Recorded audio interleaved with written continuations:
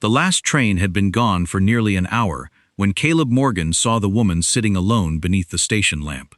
It was just after sunset in the small frontier town of Mercy Ridge, and the wind was sweeping dust across the empty platform.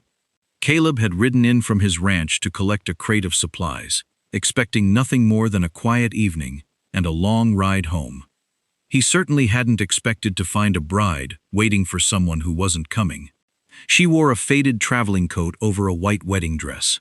The hem of the dress was dusty, and one gloved hand rested tightly on a small leather suitcase beside her. She didn't cry. That was what caught Caleb's attention. She simply sat there, staring down the tracks as though she had been waiting long enough to understand that hope could become its own kind of punishment. Caleb tied his horse near the platform and removed his hat. "Evening, ma'am." The woman looked up. She couldn't have been more than 30. Her face was pale from exhaustion, and a loose strand of dark brown hair had escaped beneath her bonnet. "Evening." Her voice was quiet. Caleb glanced toward the tracks. "You expecting another train?" She shook her head. "No." There was something in the way she said it that made Caleb pause. He looked at the wedding dress again. "Your husband coming for you?" The woman's fingers tightened around the suitcase handle. "He was supposed to." Caleb said nothing. Out on the prairie, a man learned quickly that silence could tell you more than questions ever would. The station keeper, Martha Bell, stepped through the doorway carrying an oil lantern. "Caleb," she called softly, "you're late." "Had trouble with the north fence." Martha's eyes moved toward the young woman. Then back to Caleb. "She arrived on the afternoon train." Caleb nodded. "Her husband?" Martha's expression changed. "He never came." The bride lowered her eyes. Caleb looked toward the darkening road beyond the station. Maybe he was delayed. "He wasn't," the woman whispered. Caleb turned toward her. "How do you know?" She swallowed. "Because he told me not to wait for him." For the first time, Caleb noticed how tightly she was holding herself together. A bride abandoned at a station was the kind of thing people in a small town would talk about for years. But Caleb had never been a man who enjoyed gossip, and something about this woman told him there was more to the story than a missing husband. Martha came closer. "She has nowhere to go tonight." Caleb looked at the woman. "Family nearby?" "No." "Friends?" Another shake of the head. Caleb sighed. His ranch was miles outside Mercy Ridge. It wasn't much, but there was a spare room above the kitchen, and enough food for another person. "You can stay at my ranch tonight." The woman looked at him with surprise. "I don't even know you." "No," Caleb said, "but you look like you need somewhere safe." She stared at him for several seconds. Then she stood. Her knees nearly gave way beneath her. Caleb instinctively reached out, but she steadied herself against the bench. "Thank you." Before she could take another step, Caleb noticed the suitcase. "Let me carry that." Her expression changed instantly. "No." The answer came too quickly. Caleb raised an eyebrow. She seemed embarrassed. "I'm sorry. She looked down at the worn leather case. "It's all I have left." Caleb nodded and stepped back. "All right." They began walking toward his horse. But before they reached it, Clara stopped. She looked over her shoulder at the empty station. Then she turned to Caleb. "There is one thing you need to promise me." Caleb waited. "Don't take me to the sheriff." The wind moved across the platform. Caleb studied her face. "Why?" Her eyes filled with fear for the first time. "Because if they find out I'm here," she lowered her voice, "they'll come looking for me." Caleb felt something cold settle in his chest. He looked toward the dark road beyond the station, then back at the woman standing beside him in a wedding dress. "All right," he said quietly. "I won't take you to the sheriff." Clara released a trembling breath, and Caleb helped her onto his horse. Neither of them knew it yet, but that promise would become the first step toward changing both their lives. As they rode away from Mercy Ridge, Caleb glanced once at the little leather suitcase tied behind the saddle. Something about its weight seemed wrong. And when the wind shifted, he heard something inside it move. Something hard. Something metal. something that would make him question whether Clara Whitmore had truly been abandoned at that station, or whether she had been running from someone all along. The sound came again as Caleb guided his horse through the darkness. Clara heard it too. Her body stiffened. Caleb didn't say anything. He simply kept his eyes on the trail ahead, though his thoughts had already begun to turn. Something metal was inside that suitcase. Something heavy enough to make a sound when the horse moved. And Clara was frightened of anyone knowing it existed. For several miles, neither of them spoke. The only sounds were the steady rhythm of the horse's hooves and the cold prairie wind moving through the tall grass. Eventually, a small collection of ranch buildings appeared beyond the rise. Caleb's home. It wasn't much to look at. A weathered wooden house stood beside a barn, with a corral stretching behind it and a small windmill turning slowly against the moonlit sky. But it was quiet. Safe.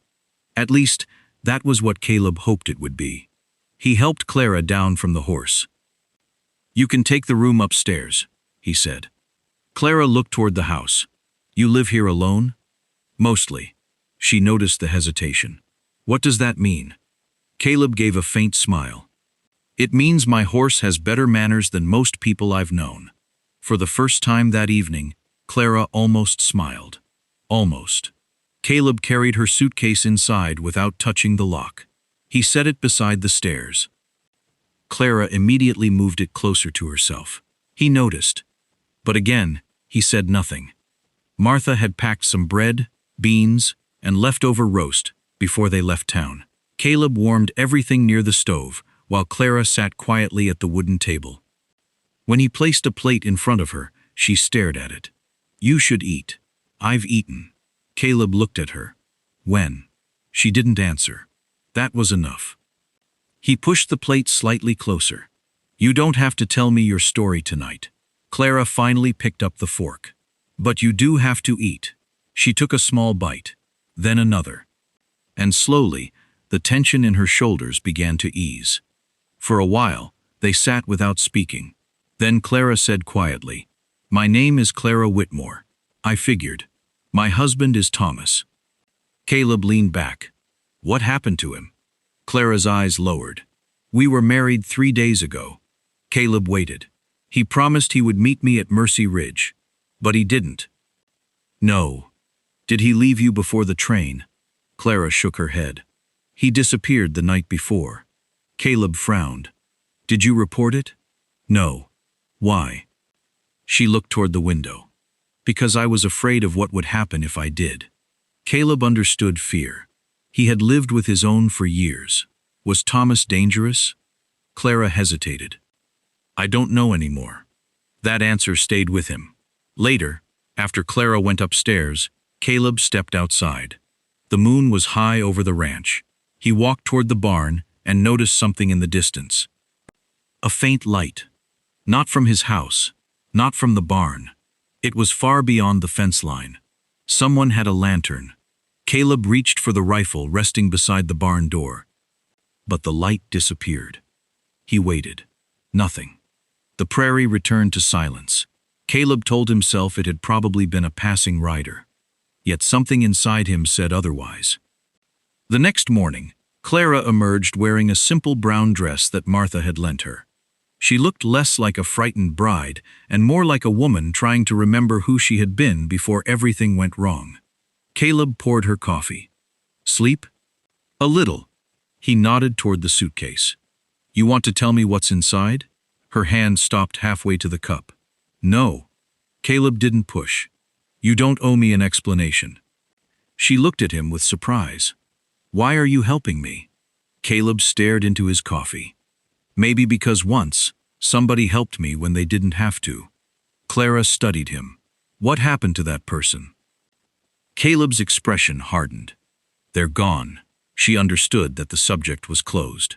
After breakfast, Caleb rode into Mercy Ridge for supplies. But the moment he entered the general store, he noticed the room becoming strangely quiet. A man near the counter turned toward him. "You're Caleb Morgan?" Caleb nodded. The man's eyes narrowed. "You wouldn't happen to know a woman named Clara Whitmore, would you?" Caleb's hand tightened around the reins. Before he could answer, The man stepped closer. We've been looking for her. Caleb stared at him. Who are you? The man smiled. Someone who knows exactly what that bride is carrying in her suitcase. Someone who knows exactly what that bride is carrying in her suitcase. The words followed Caleb out of the general store. He didn't answer the man's question. Instead, he studied him carefully. The stranger was in his 40s, dressed in a dark coat far too fine for a man who had spent much time working the frontier. A silver watch chain crossed his vest, and a narrow scar ran beneath his left eye. Caleb had never seen him before. That bothered him. You got a name? Caleb asked. The man smiled. Arthur Bell. Then, Arthur, I suggest you forget the question you just asked me. Caleb turned toward the door. Behind him, Arthur spoke again. You're making a mistake, Morgan. Caleb stopped. Maybe. He looked over his shoulder. But it's my mistake to make. Then he walked out. The ride home felt longer than usual. Caleb couldn't stop thinking about the suitcase and the metal object inside it. By the time he reached the ranch, Clara was standing on the porch. She saw his expression immediately. What happened? Someone was asking about you. Her face went pale. Who? Arthur Bell. Clara gripped the porch railing. Caleb had his answer before she spoke. You know him. Yes. Who is he? Clara looked toward the open prairie. He worked for Thomas. Caleb stepped closer. What kind of work? She shook her head. Things I didn't understand. Clara. She closed her eyes. Then finally whispered, Thomas wasn't the man I thought he was. The words hung between them. Caleb waited. When I married him, I believed he owned a freight company. He told me he moved supplies between towns. And sometimes those supplies weren't listed on any paperwork. Caleb's jaw tightened. Smuggling? I don't know. She looked at him. I started asking questions. Thomas told me to stop. And when you didn't, he became afraid. Afraid of you? No. Clara's voice trembled. Of the people he worked for. She went inside. After a moment, she returned carrying the leather suitcase. Caleb watched as she placed it on the table. Her hands shook while she unlocked it. Inside were only a few dresses, a Bible, some letters, and a small wooden box wrapped in cloth. She lifted the box. This is what you're wondering about. Caleb said nothing. Clara opened it. Inside lay a brass key, old, heavy, and marked with a small symbol Caleb recognized immediately. His father's brand. Caleb stepped backward. Where did you get that? Thomas gave it to me. Why? I don't know. She reached beneath the clothing and pulled out a folded letter. Thomas told me that if anything happened to him, I was to take this key to someone named Caleb Morgan. Caleb stared at her. That's impossible. I thought so too. She handed him the letter. The handwriting was unmistakable. His father's. Caleb had not seen that handwriting in 20 years. He unfolded the paper with trembling fingers. Only a few words had been written. Caleb, if this reaches you, trust the woman carrying it. She knows nothing about what I did. Protect her. Caleb read the words twice. Then a third time. His father had died before Caleb ever knew there were secrets worth keeping. What did your father have to do with Thomas? He asked. Clara shook her head. I don't know. A sound came from outside. Hooves. Caleb folded the letter and pushed it into his pocket. He stepped toward the window. 3 riders were approaching the ranch. Clara saw them too. Her face drained of color. Arthur? Caleb looked again. No. He reached for his rifle. Who are they? Clara whispered the answer. Thomas. Caleb froze. The rider in front was too far away to see clearly, but Clara knew him. Her husband was alive, and he was riding toward the ranch. Caleb turned to her. You told me he disappeared. He did. Then why is he here? Clara's eyes filled with tears. Because he knows I found the key. The riders drew closer. Caleb moved toward the door. Clara caught his arm. Caleb, whatever happens, don't let them take the suitcase. He looked at her hand gripping his sleeve. then at the three men coming across his land. For the first time since Clara arrived, Caleb understood something terrifying.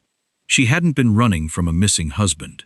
She had been running from the people who wanted what he had left behind. And they had finally found her. They had finally found her. Caleb stood on the porch with his rifle lowered at his side, watching the three riders approach through the pale morning light. Clara remained behind him. He could hear her breathing. Slow. Shallow. Terrified. The rider in front stopped several yards from the house. Then he removed his hat. Clara. She stepped forward. Caleb raised one hand. Stay where you are. The man looked at him. I'm Thomas Whitmore. Caleb studied his face. There was something familiar about him. Not his features. His eyes. The same cold certainty Caleb had seen in Arthur Bell. You're supposed to be dead, Caleb said. Thomas smiled faintly. I needed people to believe that. Clara's voice broke. You told me they would kill you. They would have. You used me. Thomas's smile disappeared. I was trying to keep you alive. Caleb looked at the two men behind him. Then why bring them here? Thomas glanced toward the suitcase inside the house. Because the key belongs to me. No, Clara said. It belonged to Caleb's father. Thomas looked at her. You don't understand what you're carrying. Caleb stepped down from the porch. My father wrote me a letter. Thomas's expression changed. He shouldn't have. Caleb's hand tightened around the rifle. What did he do? Thomas was silent for a moment. Then he finally answered. Your father discovered what we were doing. Caleb stared at him. We? The freight company wasn't moving ordinary supplies. We were moving stolen military documents and money through the territory. Clara looked sick. And Thomas? Thomas lowered his eyes. I helped them. Caleb felt anger rising inside him. But your father didn't, Thomas continued. He tried to stop it. Then why didn't he tell me? Because they threatened you. Caleb went still. For 20 years, he had believed his father had simply abandoned the family through his own failures. Now, for the first time, another possibility stood before him. His father had been trying to protect him. Thomas reached inside his coat. Caleb raised his rifle. Slowly, Thomas pulled out a folded document. This is what the key opens. He held it up. Your father's old storage box at the railway depot. Clara looked at Caleb. What is inside? Thomas answered. Names. The prairie fell silent. Names of everyone involved. Caleb understood immediately. That was why they had come. Not for Clara. Not even for the key. They had come for the evidence. Caleb looked at the two men behind Thomas. Then toward the road. Far in the distance, another rider appeared. A sheriff's badge caught the morning light. Sheriff Carter. Caleb smiled. Thomas's face changed. You called the sheriff? No, Caleb said. I didn't have to. Clara looked at him. You knew? Caleb nodded. When I went into town yesterday, I saw Arthur Bell. I knew something was wrong. He looked at Thomas. So I sent Martha to get the sheriff before I came home. The sheriff rode into the yard and dismounted. Thomas Whitmore, he called. Thomas slowly dropped his hands. The other two men tried to turn their horses. Sheriff Carter drew his revolver. Don't. They stopped. Within minutes, the men were disarmed. Thomas surrendered the documents, and Clara finally stepped away from the house without fear. The danger she had carried from the station was finally ending. But Caleb still had one question. He turned toward her. Why did you ask me not to take you to the sheriff? Clara looked down. Because Thomas told me the sheriff was involved. Caleb glanced at Sheriff Carter. The sheriff shook his head. He wasn't. Clara let out a long breath. I didn't know who to trust. Caleb nodded. I understand. She looked at him. I'm sorry I brought this to your ranch. Caleb smiled gently. You didn't bring trouble here, Clara. He looked across the prairie. You brought the truth. Weeks passed. The documents cleared Caleb's father's name and exposed the men who had used the freight company to hide their crimes. And the old brass key? Caleb never needed to use it. The storage box had already been found by the sheriff, and inside were the final records that proved his father's innocence. For the first time in 20 years, Caleb could remember his father without anger. One evening, Clara stood beside the ranch fence, watching the sunset. Caleb walked toward her. "You planning to leave?" She looked at him. "I thought I should." "Why?" "Because I came here running from a life that wasn't mine." Caleb smiled. "And what if you don't have to run anymore?" Her eyes softened. "What are you asking?" Caleb removed his hat. "I suppose I'm asking if you'd stay." Clara looked across the ranch. Then back at him. "You're asking me to stay?" "I'm asking you to choose." She smiled through tears. "I choose to stay." And Caleb finally understood the truth. The bride he had found alone at the station had not ruined the quiet life he once thought he wanted. She had given him something far better. A reason to come home. And sometimes, all it takes is one frightened stranger, one impossible promise, and one small request to change an entire life.